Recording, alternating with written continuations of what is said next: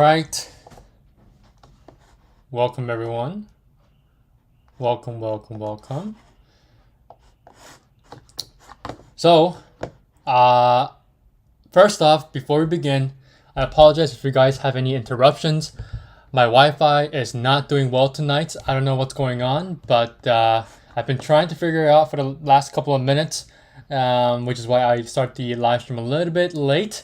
But hopefully everything goes all right tonight, and we can hopefully see some better connection throughout the night. I think there's just a surge in I don't know, Wi-Fi problems. I've been seeing some people saying there has been some Wi-Fi problems in the past few hours, so who knows?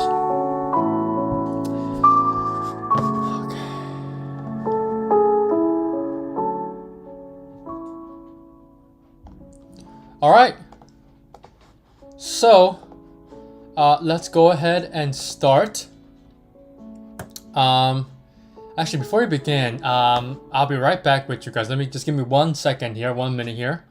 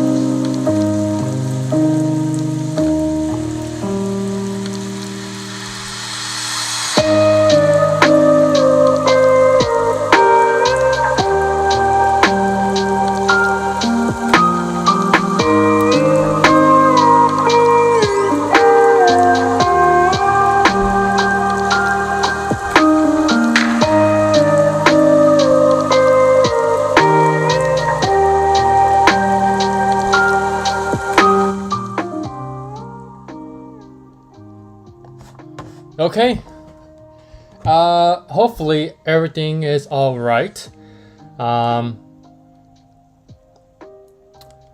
tried to make sure that the connection was all right, and it seems like everything is okay.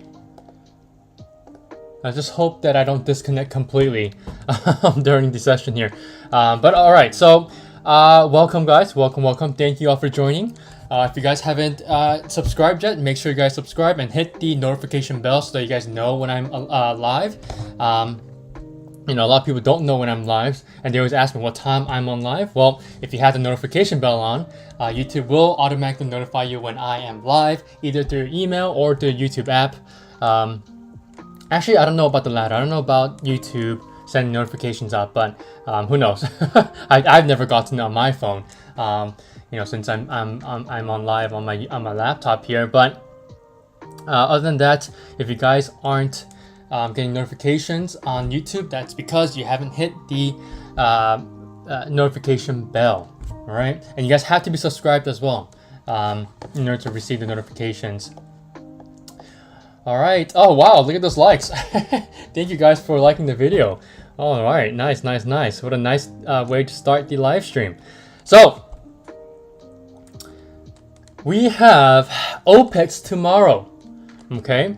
And what that means is that we have options expiring, right? Simultaneously, right? So all the options are expiring on the same day simultaneously near the end of the day. And usually what that means is that, well, prices will start to tumble, right? Because when we're selling stuff, right, and also people who are trying to sell before OPEX, that's going to cause a surgence of sellers, right? And the price will go down from that effect. So I expect a lot of volatility tomorrow and a lot of volatility to the downside.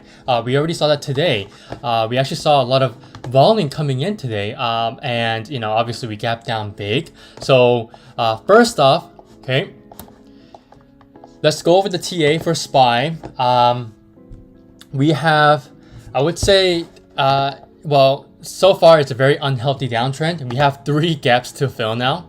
You know, we did not fill in the gap that we made today, and we didn't fill in the gap that we made on Monday, and then we did not fill in the gap that we made on Friday, right?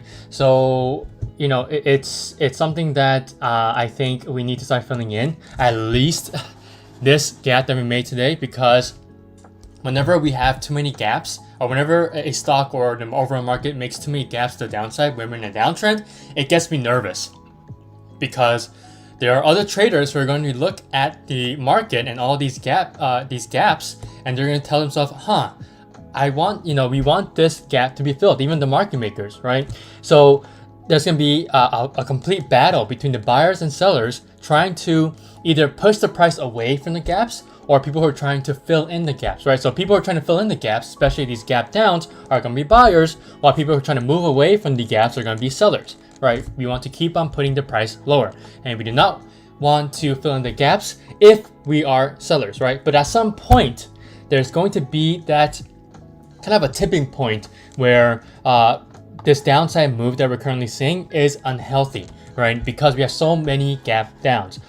Obviously, generally, if you have a lot of gap downs, that means the overall trend is bearish, right? Obvious, right? You just tell by the price, right? I'm not saying that we're bullish, right? I'm just saying that if the trend is going to be healthy in the long run, we need to see these gaps being filled, right? So, with that in mind, let's go over some questions that you guys sent in the Instagram, okay? So you guys, I put on my Instagram story that if you guys have any questions, DM me any questions that I can go over on the live stream, and you guys sent me some questions, so thank you. Let's take a look at the questions. I'm opening my Instagram app. Okay. Oh, actually, let me notify everyone that I'm live. Here we go. Okay, so the first question. What is my opinion on only focusing on learning how to trade SPY? Okay, that's a great question. So, first of all, thank you for the question. So when we're talking about trading one singular name, all right, I think, in my personal opinion, when you're first, starting out, and this question, it seems like it came from someone who's a beginner. And also, it really doesn't matter what level you're at, but if you're trying to focus on trading on one ticker, especially SPY, all right, first of all, I would say, great idea. Here are my reasons, right? Number one, SPY is one of the most liquid names. And what do I mean by that? Well, it has the most volume, right? It has one of the most volumes across the whole stock market, right? And if you have liquidity, that means it'll be easier to get in and get out, right? Any of your orders that you try to put through SPY, they will get filled quickly, right? Because it's a very, very liquid name with a lot of orders coming in and a lot of volume coming in as well. So it's a very, very liquid name. Number two, SPY tends to give very, very clear and easy price levels. And if you have easy price levels, right, you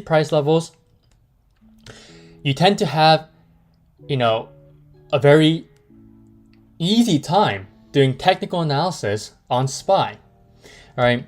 And especially if you have trouble kind of finding the right balance of the artistic side of technical analysis, right? People who are not really, talented or gifted in the art sense of technical analysis, SPY can be a very, very good help in, creating a better sense of how levels work and identifying and observing such levels, right?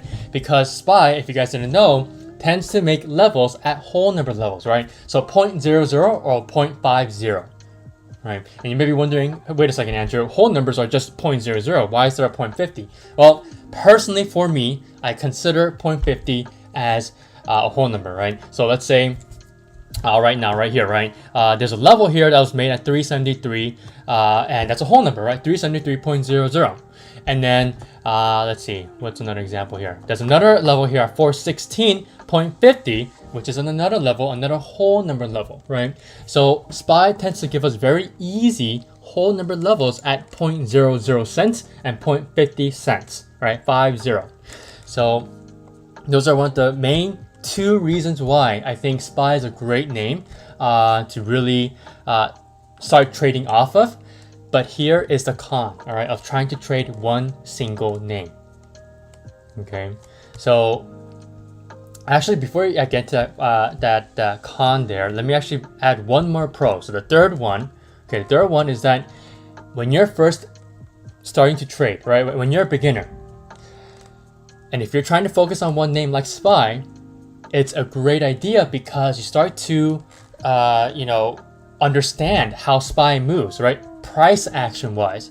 And in price action wise, it's good to be comfortable with how a certain name is moving, right? So for example, SPY, right? I know how SPY reacts off of certain levels, right? I tend to know, if SPY tends to bounce at a very, very significant daily level, it will bounce hard, right? Or on the opposite hand, whenever we look at SPY on a significant daily resistance level, it will reject hard. Okay, so those are some of the kind of familiar price action that I am familiar with, right? I can recognize on SPY when I'm trading it. So that's kind of one of the major last pros for trying to trade SPY only. Okay, especially when you're starting out, because remember, you want to know, right? You want to know how to, get comfortable with trading a certain name. Because if you're not comfortable with how a certain price is moving, right? Especially when it's not liquid, or when there's not enough volume, or if the bid and ask spread is very, very wide. So SPY tends to have very, very tight bid and ask spreads, right? Very liquid, a lot of volume, okay? And it gives a very, very easy price levels and technical analysis, right? It's very easy to do technical analysis on it. So those are kind of the all 3 major pros for trying to trade SPY only. All right, does that make sense, everyone? Give me a thumbs up. Let's see some activity in the chat.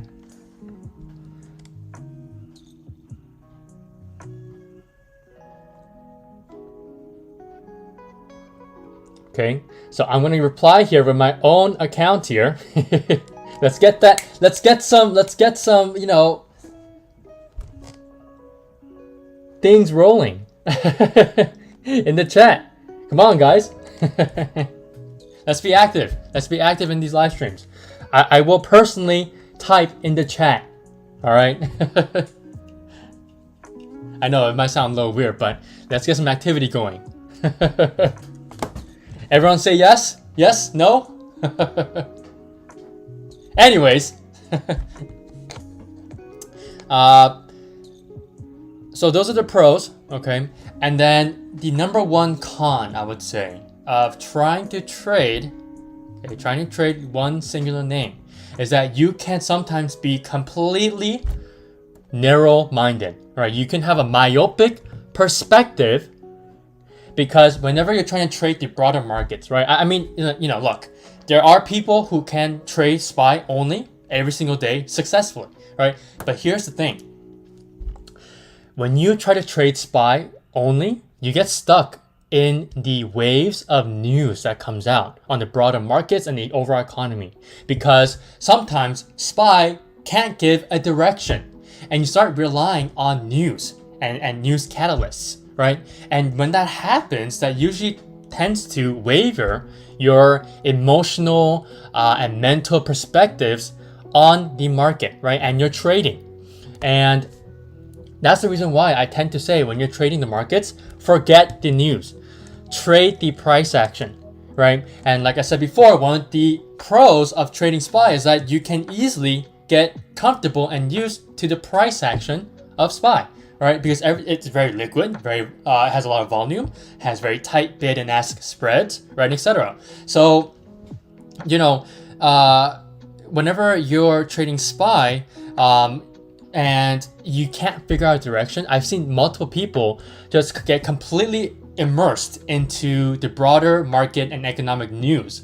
And it kind of defeats the purpose of trying to trade one single name like SPY. Because remember, when you get a really hard bias from reading a certain news article or a certain catalyst that may be coming out in the near-term future for the economy, you get this kind of a long-term and short-term bias that may be contradicting it with each other, right? Let's say you're really, really bullish short-term, but you're very long-term bearish, right? And you start having these clashes of emotions and mentalities, right?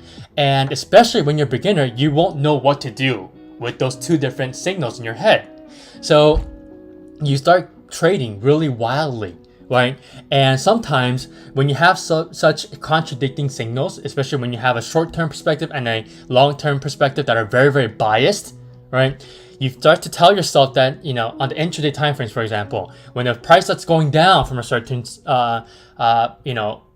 price level, you start to tell yourself, oh, this is a signal that in the long term, SPY is looking to go down.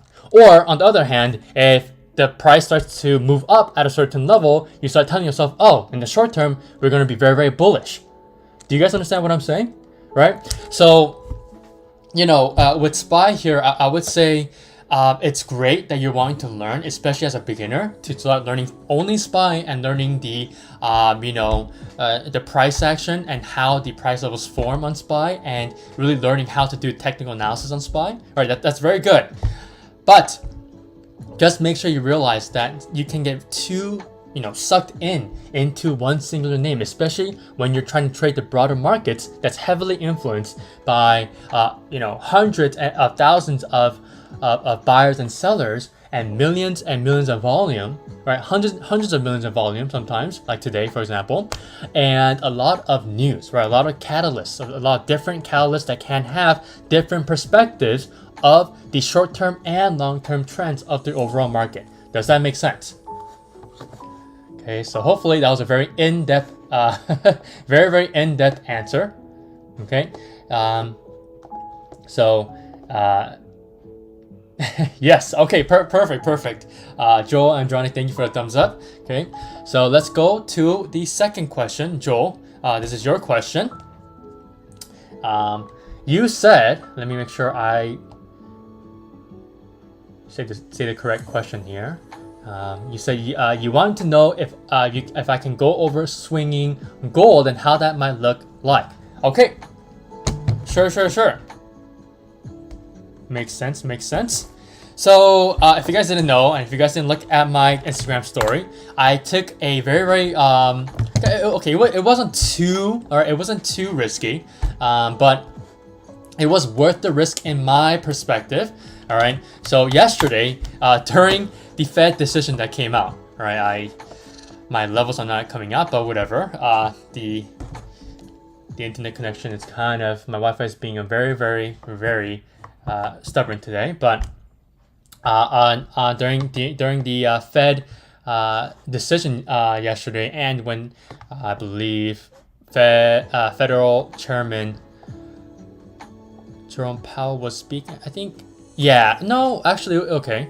No, it was before he began to speak. Right. So it was on this count stick. I was missing at the time. So he spoke at 11:30, and the decision came out at 11 o'clock. So I got in at the tip right here, 169.50. Okay, this is exactly the area right here. Why? Well, first of all, we bounced before the Fed decision came. So I was like, that's interesting, right? And then we absolutely smashed down, right? We smacked right down, and we started to bounce, right? So I was like, okay, let me take a chance and let me get in when the price breaks above the 50 SMA on the 15-minute time frame, right?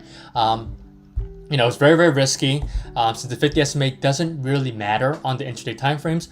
The 10 and the 21 does matter. It's a lot more significant on the intraday time frames, especially the 15-minute time frame. And it's kind of a strategy that I use that I won't be going over because I only go over it on my 4 weeks program or my one-on-one mentorships. So it wouldn't be, fair for my students. But with gold here, I took that initial risk. I got in at 169.50ish, right? Obviously, I wanted to see more of a bounce, and if you can hold above 169.40ish here, and then when we start to reach that 169.50ish, I got in right away. I got filled pretty quickly, and we blasted off, right? And I could have taken profits.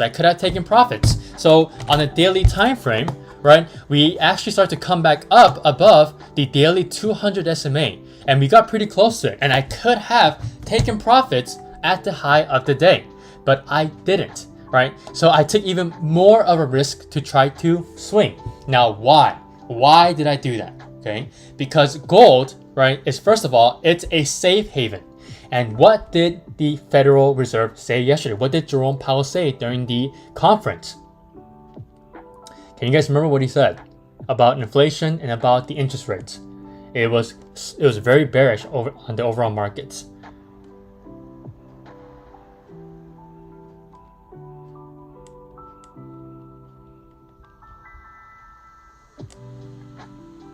So I'll answer quickly. So he said the inflation will most likely be going on for the next 2 years. But within that time frame, right, so Jerome Powell was being very, very careful with his words because he did not want to see a federal-induced recession or stagflation. But to be honest, like I said yesterday, that is inevitable. All right, I don't think there's any way that they can avoid it, but we'll see. We'll see. I told you guys I need a reset on everything, on every single market. Right, so Jerome Powell said we'll be, obviously increasing the interest rates to 75 basis points. It was the biggest jump since 1994, right? So interest rates have jumped their biggest since 1994, and he said that we will stay and stick with the 75 BP if and only if the inflation data that comes out, the CPI data comes out over the next 2 to 3 months, right? So during the summer months, it starts to show a little bit of a cool down, right? And why do I think there might be a cool down in the summer? Well, because Jerome Powell is expecting that as well. And first of all, CPI data should be affected a little bit in the next 2 to 3 months because, think about it. Interest rates have gone up so quickly, right? They raised it so quickly to 75 BP, so it should have a little bit of a dent on the next CPI data that comes out for the month of June, right? So, I also agree with Jerome Powell if that we can see a little bit of a cool down, a little bit of a dent on the inflation data. But on the long term, I still think that we can go up to that double digits of 10%. Right, that sounds pessimistic, but hey, I'm trying to be real here. Hey, Dion, what's up? What's up? So I think, once I heard that, right, the inflation numbers are going to, outlast the next 2 years. All right. So what that told me immediately was like, oh, I gotta look at gold, right? I gotta look at gold because the first thing that people will see or think in their heads is inflation and recession, right? Inflation goes to recession, and what's the first thing that people will do in the markets when they're scared? They'll start to pour their money into safe havens like gold. Gold is a very conventional commodity to get into whenever there's an initial fear for a recession. So that's why we got that huge pop in gold. Okay, and for the overall markets, we got that huge pop because Jerome Powell was being very, very safe with his words, and he was telling the reporters that, we're not trying to induce a recession. We're not trying to have a Federal Reserve induced recession. We don't want that. We're going to use whatever instruments that we have to really curb inflation to bring it back down to the 2% target, yada, yada, yada. But, like I said, I think he was very, very stressed and trying not to crash the markets. But as you guys know by now, overnight, the markets really did not like that 75 BP interest rate hike, right? That sudden big jump yesterday with the Fed's decision, and we got deeper into bear market territory at the close of today. So gold, I got out. Okay, I'll tell you exactly where I got out. Okay, I got out right on this candlestick right here. Right, so I was expecting a nice pullback here after crazy run up in the morning here, right after 2 hours after market open. And then we started to come back down. I was like, okay, so we're retesting the 172.20-ish level, and on the daily time frame, right? So if you guys were wondering, I switched back and forth between the 15-minute, 5-minute, and the 1 day, or even the intraday, hourly time frames. And I was like, okay, the price is really sitting above the 200 and the 10 and the 21 SMAs. So all these major SMAs are kind of coiling with each other here. And so I did not want to risk a huge rejection lower because we have a major level of resistance at 172 coinciding with all of these three major levels of SMAs, right? And if you go back to the 15-minute time frame, all right, so I decided to get out around 172.20. Okay, at this small bounce. I was like, okay, I don't want to risk a potential move lower, but obviously, right, in hindsight, we moved right back towards that near high of the day. Okay, and we actually closed near the high of the day as well. So, Joel, with that in mind, with that copious amount of information on gold, okay, I'm going to expect tomorrow for gold to have a little tiny dip in the morning, back to that 172 level, or possibly retest all these major levels of SMAs here. So I want to see a retest of the 10, 200, and the 21. So we have to pull back a little bit. And if you do bounce above 172 and on all three major SMAs here that are coiling together, right, the 10, 21, 200, I will get in again on gold. Okay, oops. Right, so this is what I want to see tomorrow. Just be wary of a bigger rejection to the downside, and we might see another complete pullback and loss of the gains that we made today because of the fact that if you do break below 172 and stay below all the major SMAs that I've just shown you, we can come back down. Okay, but long term, I am very, very bullish on gold. I told you guys that since last week on all the lives, gold and silver. Okay, so Joel, tomorrow we'll be watching gold and silver tomorrow on the Discord, and people who are not in the CFO community yet, the CFO Discord, you guys need to subscribe to the CFO Swinger Watch newsletter. It's on the description box below. It's this very second link. Okay, it's a second link in the description box below. And if you guys didn't know as well, the 40% discount code is expiring by Saturday. Okay, Saturday midnight Pacific Standard Time. So make sure you guys get the CFO Swinger Watch newsletter so you guys can get access to the CFO Discord, the private community. And if you guys want to know what other gold names that I'll be watching for next week, make sure you guys join, because I will add that to next week's CFO Swing and Watch newsletter, and I'll put it in the Discord tomorrow. So for all the members who are watching the live right now, okay, I hope you guys like the watch list that I'll be sending out tomorrow. Be hyped for it, because I'm hyped for it. I'm ready to long gold finally. Gold and silver has been beaten down a lot, and they're conventional safe havens, and regular people like you and me, retail traders, will start flocking to these commodities. I mean, we already saw that yesterday and today. So thank God I got out today. I wouldn't know what will happen on gold overnight, although I couldn't look at futures. I mean, let's just take a look at futures. Why not? So if it loads,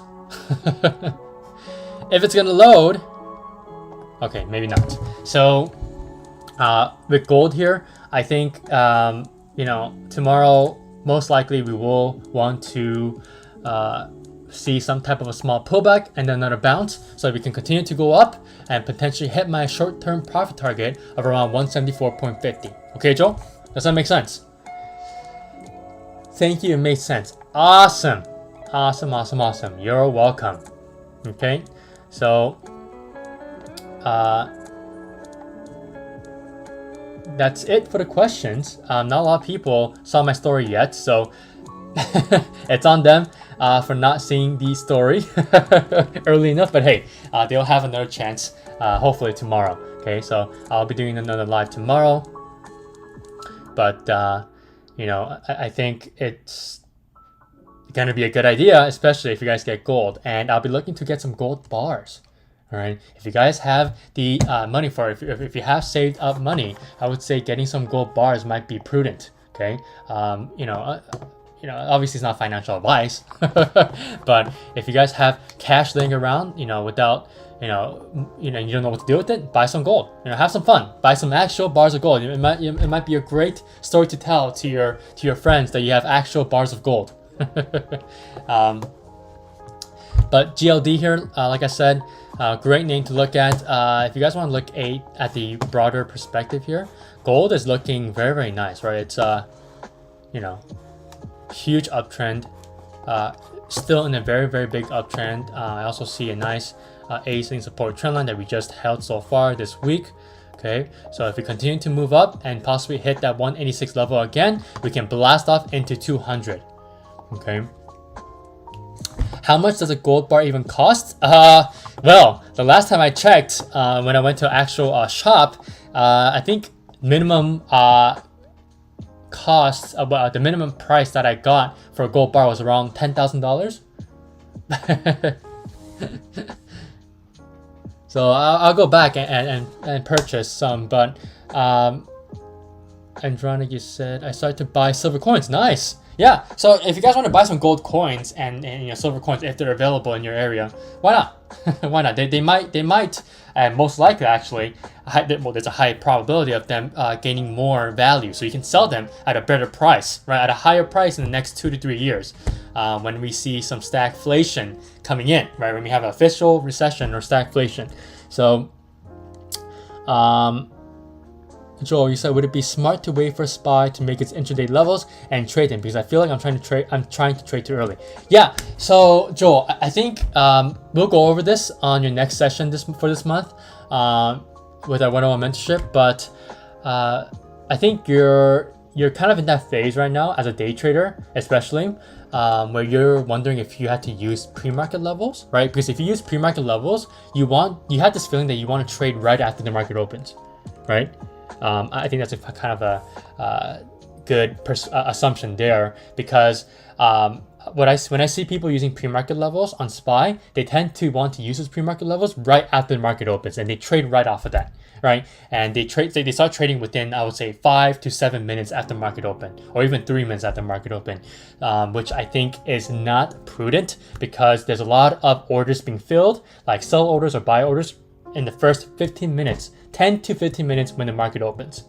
Okay, so we're gonna have to figure out whether or not you feel more patient, or you feel better when you trade right off the bat after market open, or when you see some levels starting to form on the intraday time frame, or at the very least you see SPY respecting significant levels that were made on the daily or the hourly time frames on your intraday time frames, right? Your 15-minute or the 5-minute time frames. Okay, so we'll go over that in your one-on-one mentorship sessions there for this month. But yeah, guys, I'm very, very bullish on gold. Who knows if gold crashes first, right? If you see another big crash along with the markets, but so far I'm really liking the strength on gold. So I haven't seen any signs yet. Right? I mean, just look at the chart, right? On the weekly time frame, I don't see any sign that we've crashed, right? We just came right back down, and we're starting to bounce at a significant level of supports, right? We have the support of around 168.20ish, okay? And then we have this ascending support trend line that coincides with that 168.20ish support line, right? So there's no signal for me yet to be bearish on gold, right? I have no reason to. Okay, so I will let you guys know if there is a bearish signal for gold, so that we can hold off on buying gold. But so far everything looks good. Dion, you said at market open the contracts move hella fast. Yeah, everything is moving quickly because orders are being filled, right? Buy orders and sell orders. Stop loss orders are being hit as well at market open. So basically, every single order is being hit. Right, they're being executed essentially, right, at market open. So you don't want to get caught up in that really big micro volatility. That's what I call micro volatility at market open. So you don't want to be caught between that, which is why I always wait 10 to 15 minutes to start to see whether or not I want to trade SPY or not. If I decide to trade day trade SPY on that specific day. Does that make sense, Dion and Joel? right? So if you're the type of person, you know, who wants to be more patient, I would say wait until the intraday levels have been formed. So at the very least, right, if you guys are impatient, at the very least wait 7 to 10 minutes, okay? And if the price has gone, you know, let's say you're trying to trade to the upside, and if the price had already gone after the 7 to 10 minutes, that's fine. You have a couple hours until market close. The price will start making an intraday chart pattern, or at the very least, start respecting your intraday levels that you've already made, or you should have made already. Does that make sense? Right? So, I mean, even for SPY today, right? Take a look at the 15-minute time frame. All right.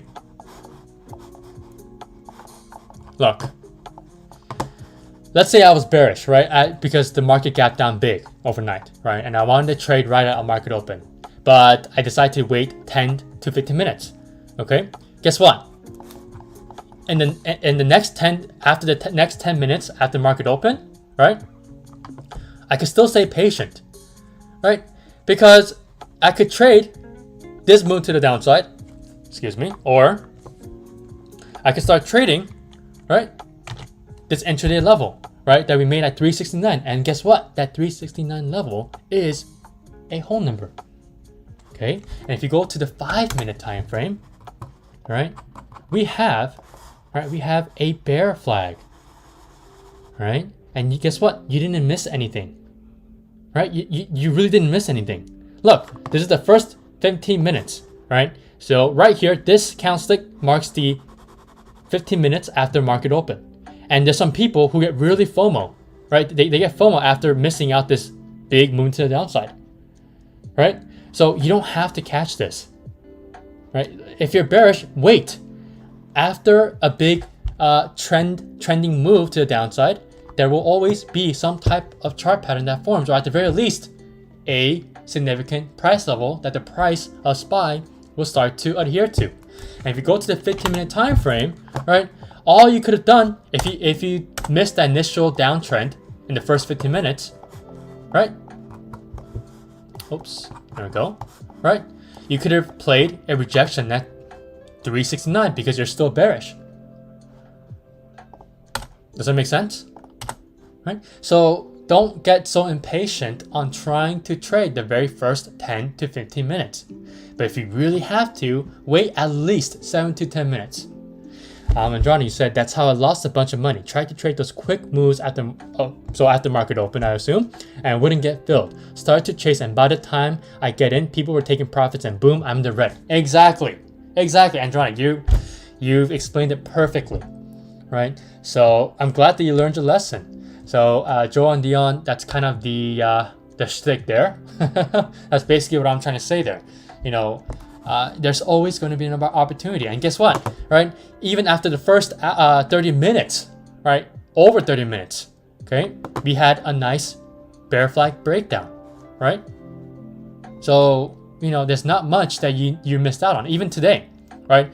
Especially Dion and Joel, you guys were in the Discord as well. I posted this 15-minute update on SPY, and we're making a nice ascending triangle, but you know, with this ascending triangle, you could have had two opportunities here. You could have taken a bounce at this ascending support trend line, or you could have taken a break at this ascending support trend line to the downside around 367. Right? So, you know, it's your choice, right? It's your own personal choice to whether or not you want to be patient or impatient. There's opportunity in being impatient and being patient. You just have to figure out what type of trader you are. All right, so Joel will go over that in our personal one-on-one sessions for this month. Okay, and then I'm learning something every time. Thank you. Of course. Okay, did everyone understand that? Give me a thumbs up. Okay, hopefully you guys understood that. And Joel, I'm glad that you're still learning here. I always have a lot of people telling me that they're learning something on the live, so I'm really glad that people are actually learning on these lives. So overall, guys, let's take a kind of a brief summary here. For gold, I'm expecting a nice little tiny pullback to 172, and I'll try to get in at 172 again if we bounce off of that 200 SMA. And guess what? The 200 SMA is sitting right at that 172 level as well. So very, very good, right? Very, very good. Dion, wow, thank you for that dab. Thank you. I don't know if some people can't see that on their platform or whatever device that they're using, but I can see it on my phone here.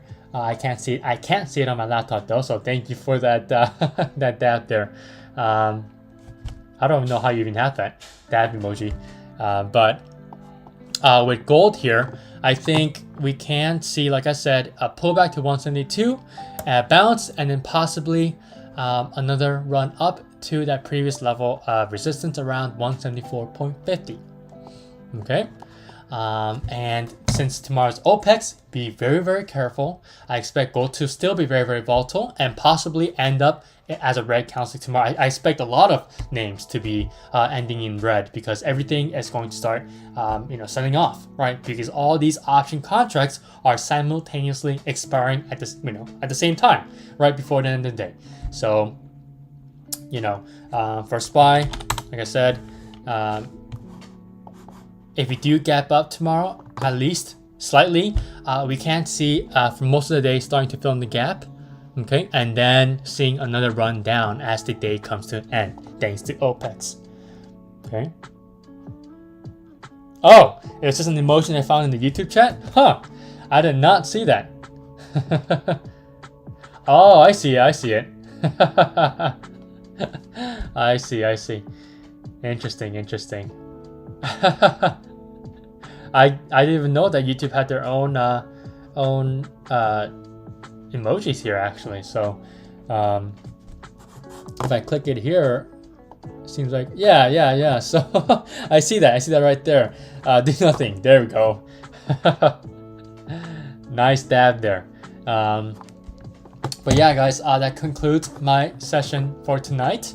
We're hitting that 45-minute mark. For SPY tomorrow, if we decide to gap up, let's see if we can get ES here. Nope, I don't want that name. If it loads. There we go. So, yeah. So it seems like futures opened up with a little tiny gap up. Okay. And if we decide to hold here, we can revisit the previous level of support of ES that we decided to break today and overnight as well. Last night of 3725-ish or 3720.00 if you guys want a nice whole number. But if you're able to, actually stay consistent overnight with this price action and keep this gap up, we can see a revisit tomorrow, hopefully at that 3720 to 3725 whole number range there when the market is open. So for SPY, that should translate to a possible revisit to at least maybe around 369 to 370. Okay, but what I actually want, ideally, I want us to come back to the 373 level. Okay, so I want a revisit of that 372 to 378. I'll give you guys a nice broader or bigger price range so that you guys can trade accordingly with those price ranges. But at the very least, I want to see a nice volatile movement tomorrow, right, in price action, a nice big movement up, and most likely a big movement down as we reject off of major intraday and daily price levels like 373 or 369. Does that make sense, everyone? Okay, so one last thing before we leave here for tonight. SPY ended up with a pretty good volume here. We finally got a nice injection of volume after a really boring day. Okay, you guys see how low the volume was? So, I think with this big bullish volume that came in at the end of the day, possibly we can, hopefully at least we can open up around 369 and then push up higher to, well, into the gap at least that we made today, and possibly break above 371. Okay, and if we can do that, that will mean we're breaking today's high of the day. All right, which will be the previous high of the day, the PHOD in terms of tomorrow. So, I'm gonna start looking to grab some over the weekend hedges using UVXY or VIXY. Okay, and if you guys want to know if I get those or not, join the CFO Discord chat room. Okay.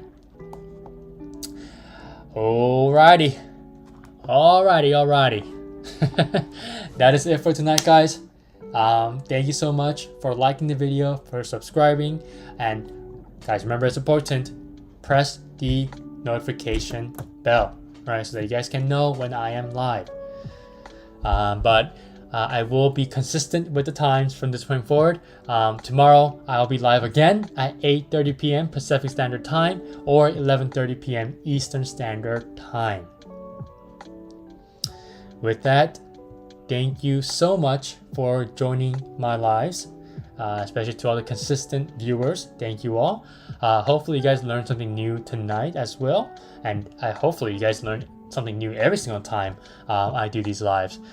So thank you all very, very much for joining the lives, and I'll see you guys tomorrow at the same time. Okay, and have a great time trading when the market opens tomorrow, and good luck.